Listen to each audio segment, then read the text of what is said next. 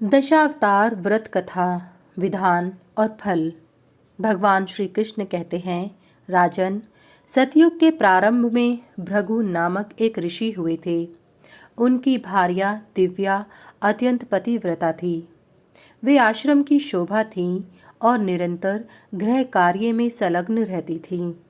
वे महर्षि भृगु की आज्ञा का पालन करती थीं। भृगु जी भी उनसे बहुत प्रसन्न रहते थे। किसी समय देवासुर संग्राम में भगवान विष्णु के द्वारा असुरों को महान भय उपस्थित हुआ। तब वे सभी असुर महर्षि भृगु की शरण में आए। महर्षि भृगु अपना अग्निहोत्र आदि कार्य अपनी भार्या को सौंपकर स्वयं संजीवनी विद्या को प्राप्त करने के लिए हिमालय के उत्तर भाग में जाकर तपस्या करने लगे। वे भगवान शंकर की आराधना कर संजीवनी विद्या को प्राप्त कर दैत्यराज बलि को सदा विजयी करना चाहते थे। इसी समय गरुड़ पर चढ़कर भगवान विष्णु वहां आए और दैत्यों का वध करने लगे। क्षण भर में ही उन्होंने दैत्यों का संहार कर दिया। भृगु की पत्नी दिव्या भगवान को शाप देने के लिए उद्यत हो गई। उनके मुख से शाप निकलना ही चाहता था कि भगवान विष्णु ने चक्र से उनका सिर काट दिया। इतने में भृगु मुनि भी संजीवनी विद्या को प्राप्त कर वहां आ गए।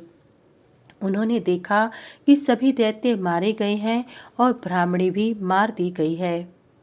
क्रोधान्ध हो भृगु ने भगवान विष्णु को शाप दे दिया कि तुम 10 बार मनुष्य लोक में जन्म लोगे।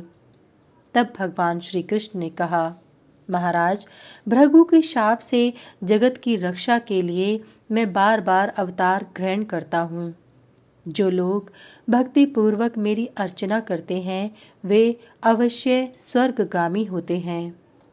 महाराज युधिष्ठिर ने कहा, भगवन, आप अपने दशावतार व्रत का विधान कहिए।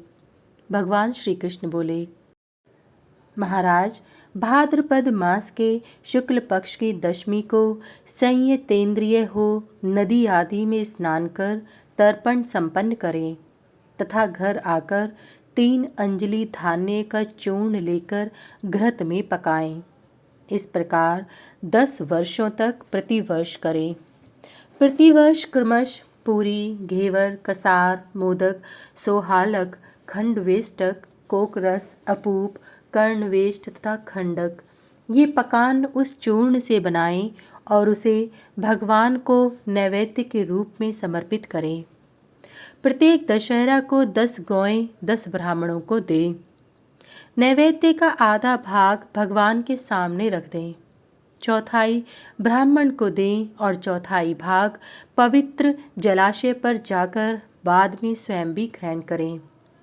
गंध, पुष्प, धूप, दीप आदि उपचारों से मंत्र पूर्वक दशावतारों का पूजन करें।